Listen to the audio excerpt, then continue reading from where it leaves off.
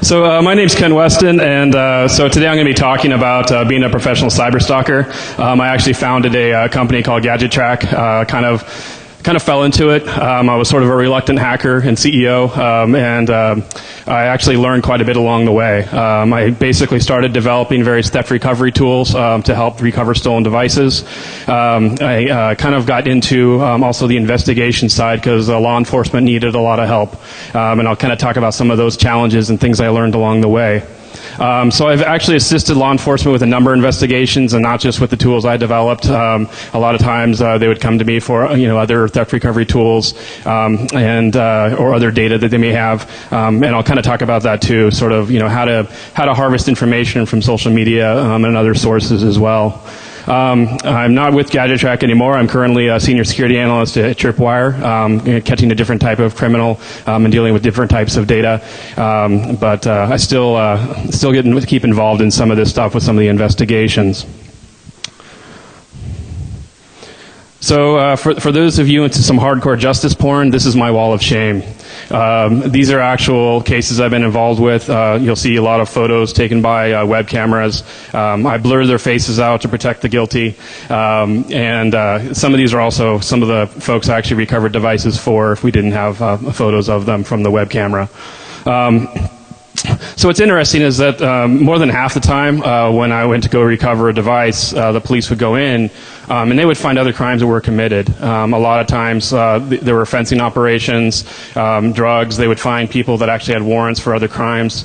Even got involved with a very violent carjacking, and the laptop sort of served as a Trojan to help us identify and find the people that were involved. And also, by basically Trojanizing devices, itself becomes a Trojan, providing visibility into these larger criminal enterprises. And I'll go into some of the details of these cases throughout the presentation. So that being said, you can probably imagine some of the work I do doesn't have its critics. It's usually from folks who don't quite understand the intentions or the background of the tools. The fact is there are tools that are much more invasive that are available to do more nefarious things, such as rats, a lot of malware out there that people can use if they actually want to spy on someone. During the process of developing the tools, I was very concerned about how the tools might be used, and also concerned about privacy. Actually investigating some of the other theft recovery tools that were out there, I found a lot of them actually had backdoors into the systems. They would actually gather more data than they really needed. And so I tried to develop a tool that was both useful for law enforcement investigations, but also balanced the privacy implications as well. So I also found on mobile devices in particular that applications gather a lot more information than what I did, and I'll talk a little bit about that. So a lot of things that marketing applications do are more scary than some of the information that I would gather for theft recovery purposes. I got started with this when I was working for a company that was specializing in blocking USB devices. This was a long time ago, 2007, 2008. My exposure at that time to security was basically just as a server administrator trying to secure web servers and managing the websites. And I got really interested in actually how these USB-based tools were being used to compromise networks. Hacking is hard. Trying to access a network from outside is very difficult, but being a lazy hacker, using USB devices to compromise a system or steal data, it's a lot easier. So I started actually working with these tools, and I actually created a website called USB Hacks, where I actually started posting some of the tools that the community was developing. I started working with some of these myself, and it was really interesting. I started getting some interesting inquiries from both sides of the law. That was the first time the FBI gave me a little call. But I think once they understood my intentions, that this was more about raising awareness, because at that time nobody was actually talking about this or providing these tools, and now they at least they had those tools to play with, so network administrators can actually test their networks to see how it would react to these particular tools. A lot of researchers actually still ask for those tools, so I actually put the URL there just below the title. So if you want to download those, just be careful. Most should be picked up by antivirus, but you can still modify some of the scripts and it'll still work. So, after I brought it down, I thought about, what if I was able to utilize these tools and actually make them more friendly, right? So instead of taking a Trojan and actually causing damage, what if we turn that into a happy Trojan? Right? So, the idea is very similar, is that, you plug in a flash drive, utilize the auto-run capability, you run a binary, and you're able to gather a lot of information. You can do a lot where you can grab hashes, you can grab all this stuff, but for theft recovery purposes, I figured, we get the IP address, we get internal network address, we can do some geolocation just off of the IP, so we at least know what city they're in. But the more useful information was the computer name and then the username of the person that actually is using that system. And through that, I launched this as a free tool. It was actually part of my master's degree. It's the system that I built. And I put it out there for free, and I was just kind of curious if people would be interested in this. It got on the homepage of Dig, and it got dug to death. It was like 20,000 people registered over the course of 2 to 3 days. And as you can imagine, this was all coming into a central server. So it actually, you can actually activate tracking remotely, and then when the device gets connected, it'll then send data to the owner. So I was able to harvest a lot of information about the devices that this was working with, and it was far beyond USB devices. I found that it was working with external hard drives, GPS devices, because that's how you update the maps at the time. It worked with also the iPods. So if they didn't have the right software on at the time, and you plug in one of these iPods and you access it, it would actually get triggered as well, which was pretty interesting. I've gone ahead and I've put the actual USB client source code, at least one version of it, up here. So if you guys get the slides or you want to download it, it's in C++. But then here's the auto run capability, right? So this was a massive vulnerability that Microsoft put out there, and it's still present today. You'll even see systems that are vulnerable in industrial environments, healthcare. They're still going to be running Windows XP, and they're still vulnerable to these types of attacks. And I'll kind of show some examples of that too. So you think that we would have learned by now that USB devices are bad, but even at Black Hat this year, a lot of people, they scattered a bunch of flash drives out, and they fell victim to it and had data stolen from their systems. I'm not sure if it was innocent bystanders. Hopefully it wasn't any of you guys. If it was one of you, get the hell out. So one thing I learned is that the trouble with getting the IP address, we talk a lot about attribution. This attack came from China. IP address, it's very, very difficult to use for attribution. One thing I found is that law enforcement don't like paperwork, that actually don't like doing a lot of work. When you're dealing with IP addresses, they have to do a lot of filing. They have to go through to get a court order, to get that information from an ISP. Some of this process can take anywhere from 2 weeks to 3 months. It really depends on who you're dealing with. It also doesn't, it's not identity. It doesn't actually put the person in front of the computer. So you can go and you can recover that, and it's like, yeah, that wasn't me. I don't know what you're talking about.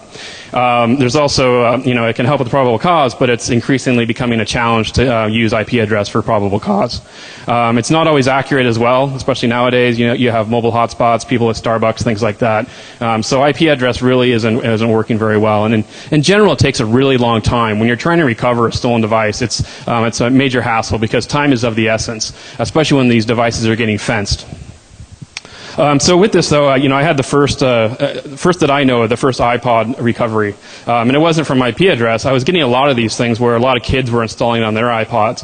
And it was easy because a lot of times these kids would steal it, and then they would go home, and then they would plug it in, and then it would be the Galapagos family. There's only one kid that had that last name. So the school was able to actually get the iPod back for those kids. So it was kind of fun. And I think it was cool, too, is that this time when we did this, is just the idea that if you steal something, it can be tracked. So I like to think that maybe that had a little bit of an impact on people's wanting to steal these devices. And also through this process, when I learned all the devices it was working with, I found that it was working with these high-end thermal imaging cameras. So I was actually approached by a company to develop a custom agent for them, where we actually would use this to protect these devices that are around $3,000 to $300,000 thermal imaging devices. So it was a very similar process. The one thing with this was that they actually wrote the images to an SD card. So they're like, well, what if someone takes out the SD card? So we actually wrote some custom code in the firmware where when it puts in a new SD card, it'll actually write a new agent back to the SD card. So even if you put a new one in, it's still going to block it.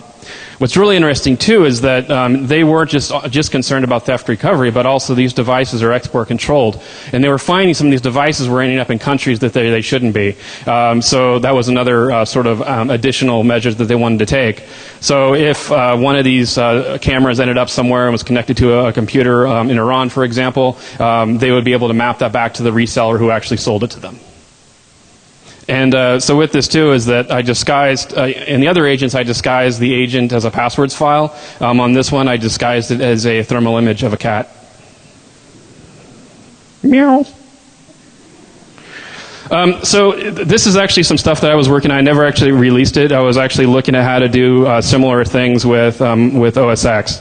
You don't have the auto run capability, but you can still trick people. One of the big vulnerabilities I like to exploit is greed and stupidity. But I found some things that were really interesting. Is that using AppleScript and why AppleScript? Why not Objective C? First, I'm a shitty programmer, and two, AppleScript is trusted. It actually has a lot of interfaces with a lot of other applications. So you can, if you're targeting an Apple system, you know that it's going to have iTunes, and it has an interface with this. So I can, and that's what I'm going to leverage. So one thing I found too was that Apple's a little tricky. Sorry, it's kind of tiny. You guys can't see that, but I disguised the Trojan as a MP3 file. What's interesting with OS X is that if you try to put like a .mp3 on an app, it'll throw a .app at the end of it. So it's trying to help the user so that they know that's an application. So the first rule was to try to trick that, and I used what's called a homoglyph. So basically trying to find a character that looks like a period, and there's a little Turkish character called an ogonek. If you put that in there instead, it won't throw the .app on the end, and it looks like it's a .mp3. I have a demo of this too, which I'll try to do at the end if I have time. But then further, you can disguise the icon, which is pretty simple. And I've actually put some of this code up. I'm just going to go through some bits of it. So there's an object where you can get system information. There's also another one you can get where you can get all the applications that are currently running, which is cool. You can then write some scripts that will then interface with those applications and try to steal data. The biggest one was I was trying to exfiltrate data. Sure, you can do things with shell scripts and whatnot, but sometimes that will throw errors or alerts. So what I did was I found a way to actually exfiltrate data through iTunes. So I will basically grab all that data that I want, and then there's some assurance coding that I do. It's included in the URL here on my GitHub page. It's got the full script. And then I'll pass it out through iTunes. So, and then iTunes, that actually will stream an MP3. So you think you're listening to some music while in the background we're doing some bad stuff. What's neat too is that you can actually do shell scripts from AppleScript, which is great. And I'm not sure if you guys saw the new OS X vulnerability, so I threw that in here. Just be careful if you run that on your system. It's not on the one on GitHub, but still review the code, please. I don't want to get in trouble. So USB is still an attack vector. It's still a threat. We saw that with Stuxnet. We've seen it with USB malware that even hit the International Space Station. More recently, we saw some U.S. power plants that actually were infiltrated with employee accidentally bringing in infected USB sticks. Again, a lot of those systems are still running vulnerable versions of Windows XP, which I think pretty much all of them are vulnerable now. And also, we just saw this here again at Black Hat. So, it still is a threat.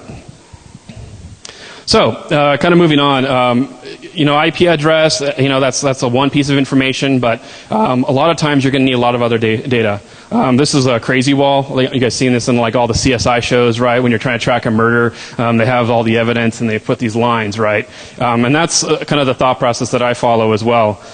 Tools that actually make this a lot easier nowadays are like Maltego. It automates a lot of that process. So I'm not sure if you ever used it, but it's a pretty great tool. And you can actually write a lot of custom transforms to do a lot of this work. But basically, I had a case where I was tracking a flash drive, just to give you an example. And, we were able to get the initial IP address, and it was a weird username, too. It wasn't something that would actually identify a person. And we mapped it to an AT&T subscriber. But, AT&T, that's going to take like 3 months to track it down. And the flash drive was from a professor, and he had some research data on it. But it was still hard to convince law enforcement to spend their resources to go out and actually track this down. But we did start getting connections from a university and a specific computer lab. So that was useful because we also get the internal network information, which is useful. So we went to the university IT department and their campus security. And we found that, so we got a timestamp, we have an internal address, but these are guest computers, so there wasn't actually a student ID when you log in. So we're still not able to get the specific person. But I started asking questions like, what other data sources will we have here? And come to find out, you have to swipe your student ID card to get in. And so they have logs there, right? So we were able to access those logs. We tie that with the timestamp. Now we have a list of who is in the actual room. Add to that, they also, a year before, had a number of systems that were actually stolen out of that lab, and so they actually had cameras as well. What's really cool is that a lot of people don't realize that a lot of these cameras, when they actually store the data, there's also a log file that gets generated. So we're able to correlate that timestamp as well to identify who specifically was in that room. And they were able to use this information, found out who it was, had the professor as well as the campus security outside of the guy's classroom the next day, and he got his device back, and all his information was still there. Yay! So after working with USB devices, I wanted to find ways of looking at how to recover more expensive devices like laptops. I looked at a lot of existing tools, and they relied heavily on the IP address, which is, as I mentioned before, it takes a lot of time. Some of them, actually, they'll utilize more invasive techniques as well. They'll actually open up a backdoor into the system, so they'll have recovery teams that can deploy that.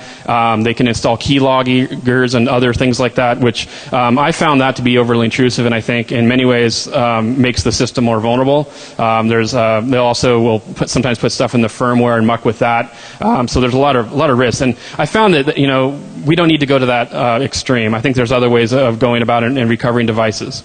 So I combined utilizing the web camera and with Wi-Fi based geolocation.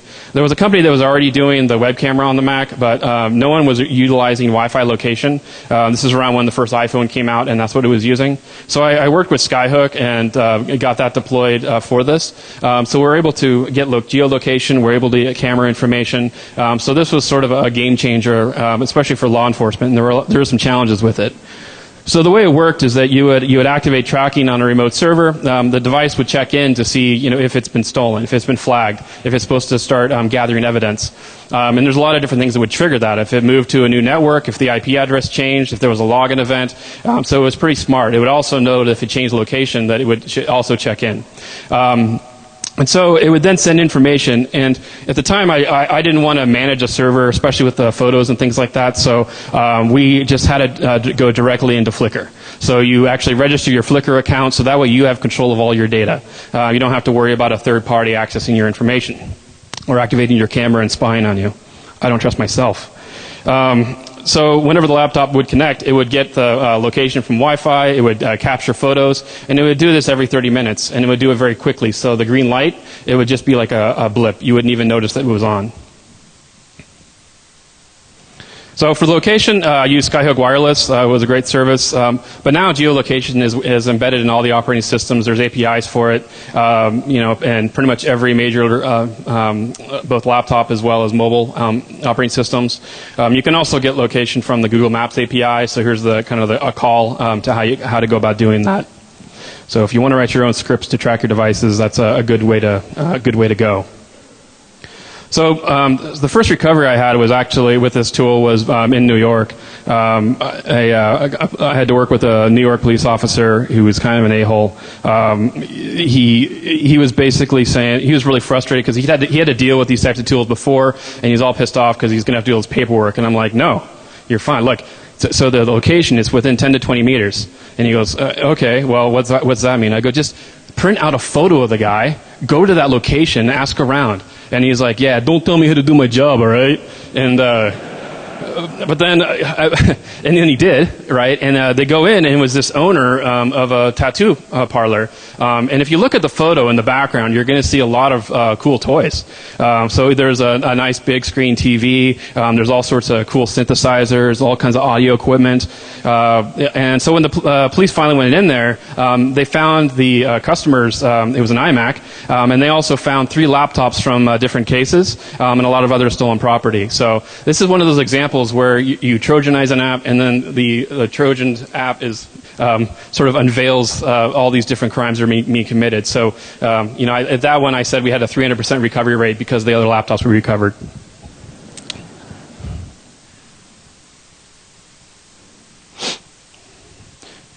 So another case we had was in Portland, Oregon, where I live. There was a group that was repeatedly breaking into schools. So they were targeting a bunch of Portland schools. They would go in and they kept stealing laptops. What was really frustrating was that they would do this continuously. They would go in, they would steal the laptops, the district would go and replace those laptops. A week later, these guys would come back in and they would steal them again.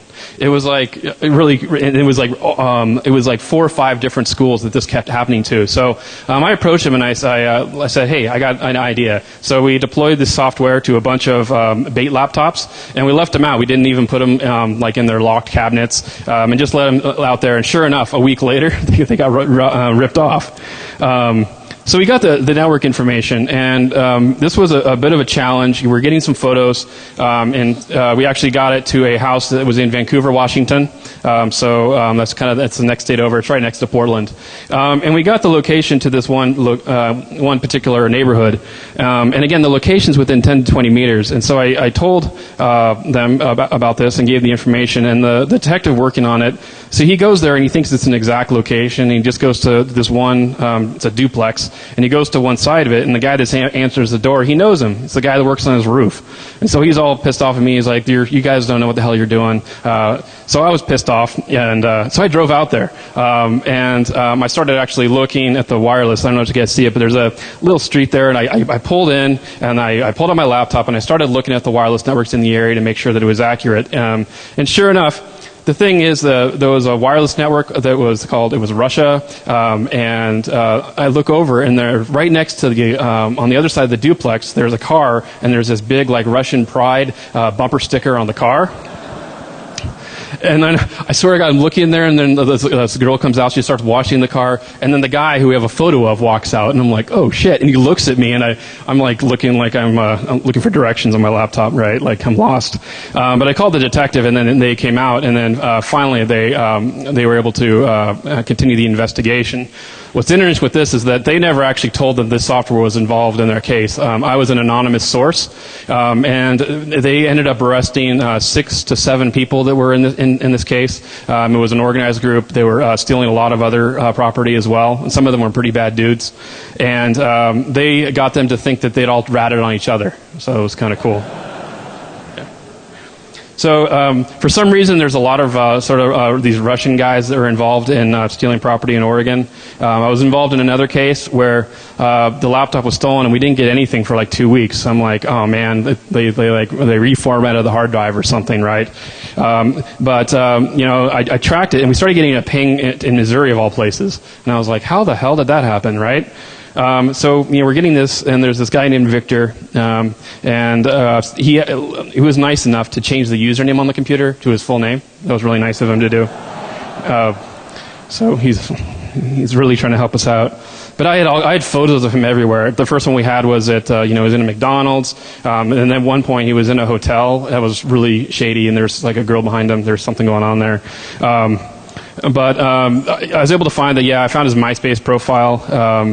I was really noticed that he's really into Scion. He's a big car nut, just really into Scion. And I found that he has a bunch of posts on a lot of different forums on Scion showing off his car. So that was helpful too, because then he gave me his license plate number. And he was also a big eBay seller. So he was selling, he had a store and he was selling all kinds of car parts. So you can kind of tell what kind of business he's involved in. And then he was nice too, well, not so nice, because he sold the stolen laptop to his friend, Omar, as well as a stolen bike. And what happened here is that when the police actually went in, this is the first time we worked the district attorney. He said, you guys have given us enough evidence that even if he doesn't have the laptop, we can bust him for possession of stolen property. So that was kind of interesting. We're sort of like making case law. What was happening is that there's a Russian group that was here in Portland. They would steal a bunch of property. They would load it into this big white van, and there's another Russian group in Missouri, and they would swap stolen property. Because where's the first place you're going to look when your laptop gets stolen? Craigslist, right. So they're kind of smart there, but not that smart. We got them. Oh, yeah, and Victor, too, yeah, it was actually his dad who was involved in the one. So it was a birthday present. So his dad's a nice guy. He gave him a stolen laptop for his birthday. And now he has a criminal record. Thanks, Dad. There was another case where I was in Brazil, so it's not just in the U.S. This was a little bit of a little bit challenging working with the Brazilian police. There was a couple of guys that were in their car, and these guys came out with guns and said, "Get out of the car." And then the driver, they punched him in the face, knocked him to the ground, and then kicked him. He had like broken ribs and a broken nose. And then a guy who actually installed my software, he had left his laptop. It was still in the back. So we started getting pings, and then the police were actually really excited about this because they were, I guess they did quite a bit, right? So they were assaulting a lot of other people as well and stole a lot of vehicles. But it's just a good example of how this can work internationally as well. It doesn't just have to be the U.S. Sometimes it depends on law enforcement how willing they are to help out, but there's ways of convincing them. And here's the customer with his laptop back. He was a veterinary student too. He just finished his dissertation, and he didn't have it backed up, so he was really happy to get it back. So then I also moved on to mobile. So mobile is a little challenging because geolocation is easier because it was already in the device itself, but IP addresses becomes much more problematic. We also we found that people really don't care so much about the device as the data. So we built a system for backing up photo and contact information. And I was really concerned about actually doing that, like storing people's photos on a server. First of all, if we get hacked and someone accesses all of our customers' photos, that could be really bad, or the contact information as well. We saw this with the fappening, right? That the risks that are associated with that, so we built a system so that when you actually install the app, you enter a key, a privacy key, so it'll actually encrypt your images and your contact information before it sends it to the server. I like this too because if we do get hacked, their data is still protected. Also, if law enforcement comes to us and they want information, here you go. It's a big encrypted blob, and they have to go to the customer to get that key. And then you can also do the data wipe and things like that. So I built this tool, and I have a little bit of a video here to walk through one of the cases. So hopefully the video works. That's helping track them down. News Channel 8's Ed Teachout spent the past 2 days with police and investigators on the trail of swiped cell phones. He's live outside the Washington Square Mall where the theft took place. Ed. Well, the managers of the Sprint store here at the Washington Square Mall behind me say they're very confident that tracking software developed only miles away from here and put onto their demo phones will lead to an arrest.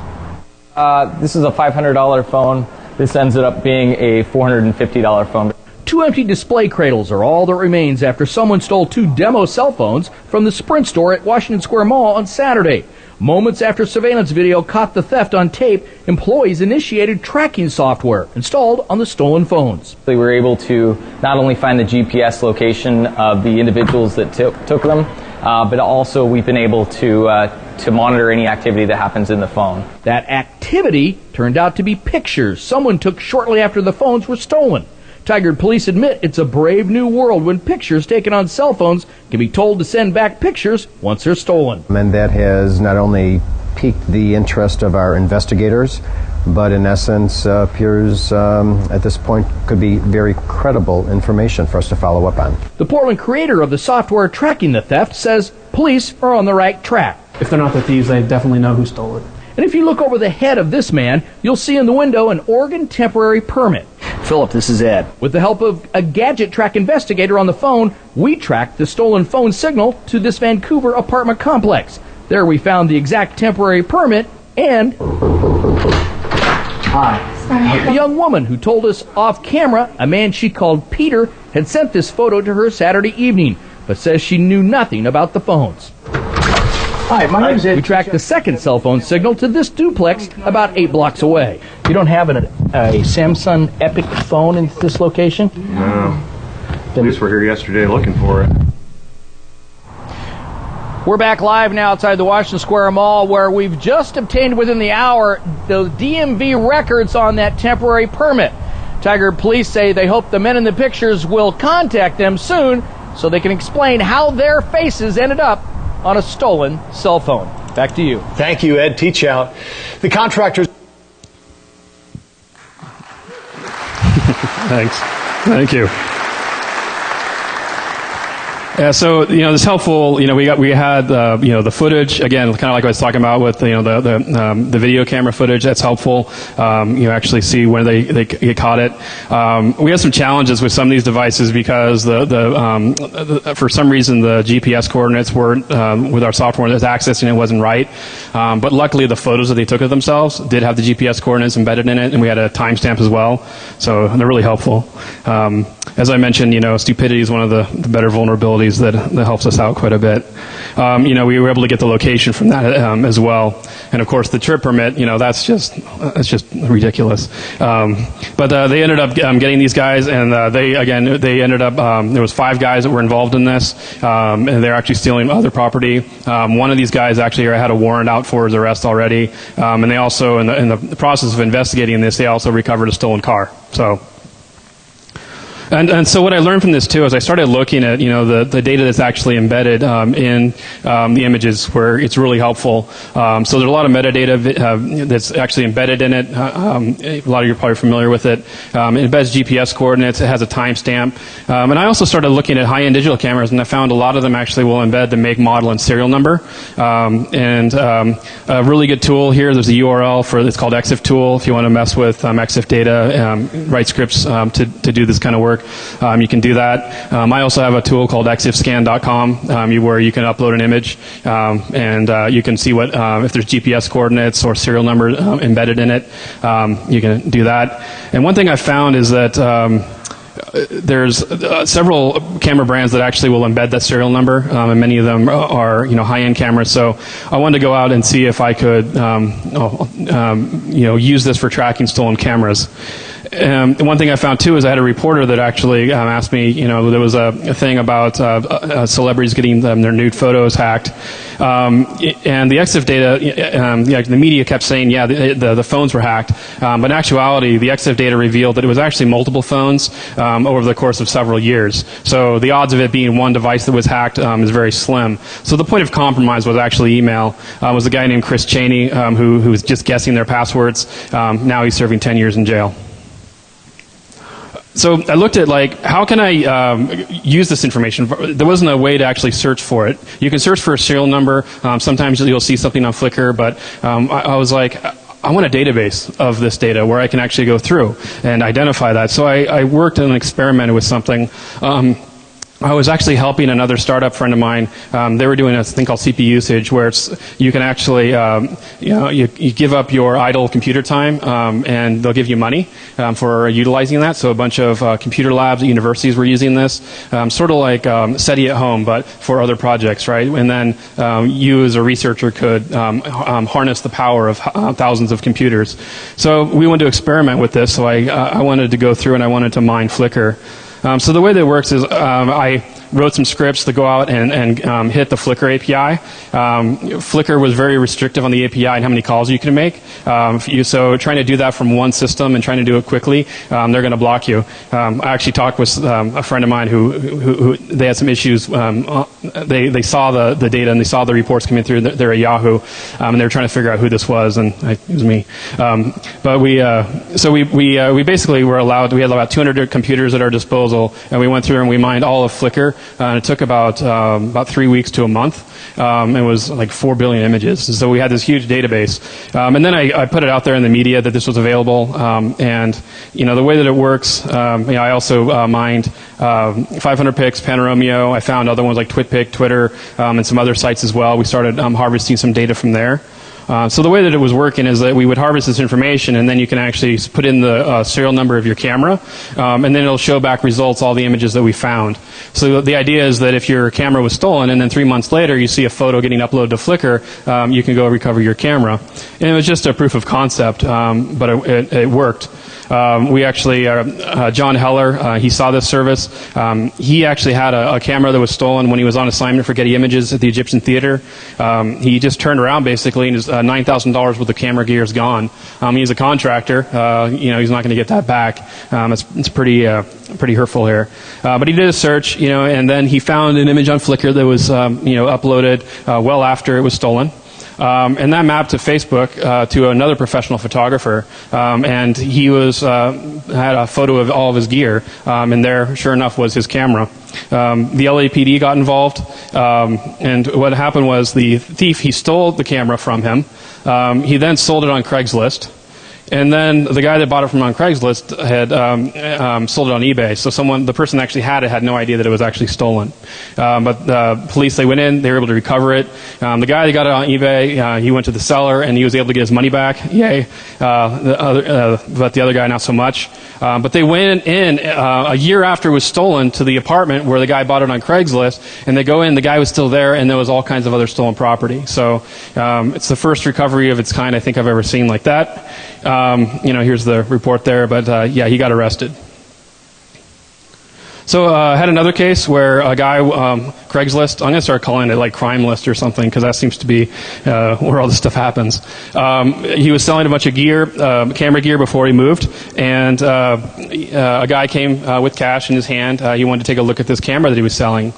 Takes him out to the garage, shows him the box. The guy just pops him one, knocks him to the ground, and runs off. So he actually found images that were mapped to it. I am just helping with this. We got a lot of information about this guy and all the other photos that he was uploading to other social media websites as well.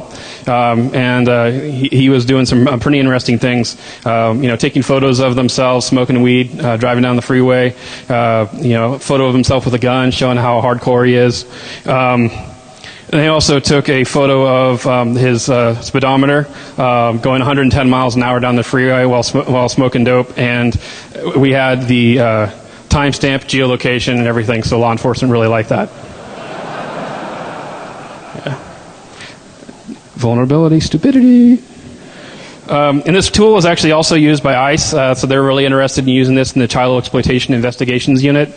They do some really cool work where a lot of these guys that are actually victimizing children, there's some sick forums out there where they'll actually be giving each other advice, and they'll actually upload photos of, hey, there's this young girl I have in my car, and they can actually look at some of the images, the ICE guys, like a road sign or something like that. They look for some indicators that they can go and try to stop this before anything happens.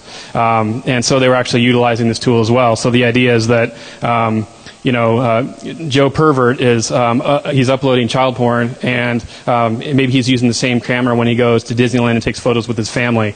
So if you get a serial number of one of these images, innocent images, what they call, and you map that and correlate that with a camera on Flickr, for example, that can help them ID a suspect. I'm not sure if it was actually ever used or ever caught anybody. They couldn't tell me, but I thought it was kind of a cool application of it. So basically what I learned a lot is there's a lot of pieces of information out there that can be used to identify a suspect. This is Edmund Lacard, and he's sort of the grandfather of forensic science. And he has this thing called Lacard's exchange principle, that every contact leaves a trace. Of course, he was talking about physical crimes. Like when you go commit a crime, you actually bring something with you and you leave something behind. And so I believe that actually carries over into the digital world as well, from my experience.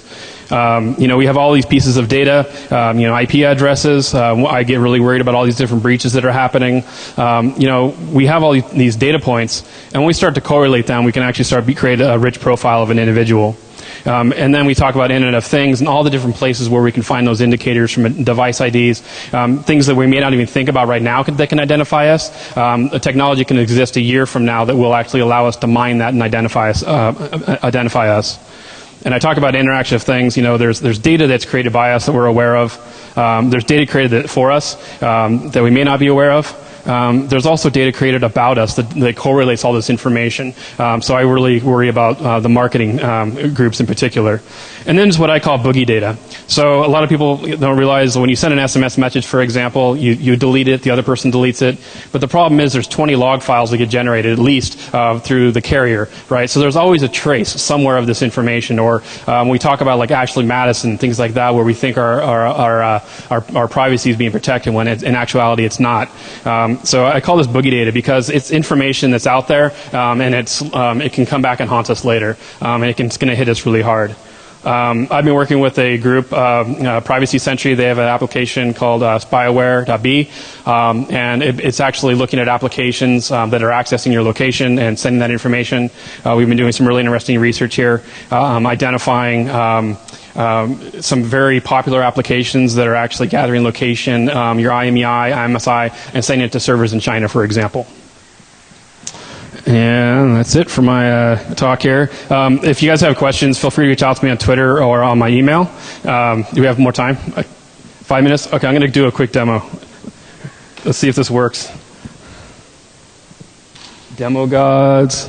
All right, so here's the Mac Trojan. You guys ready? So here you see it says like .app. Here's another one that's an MP3. If I double click on this, if the network connection works, we should see it in action.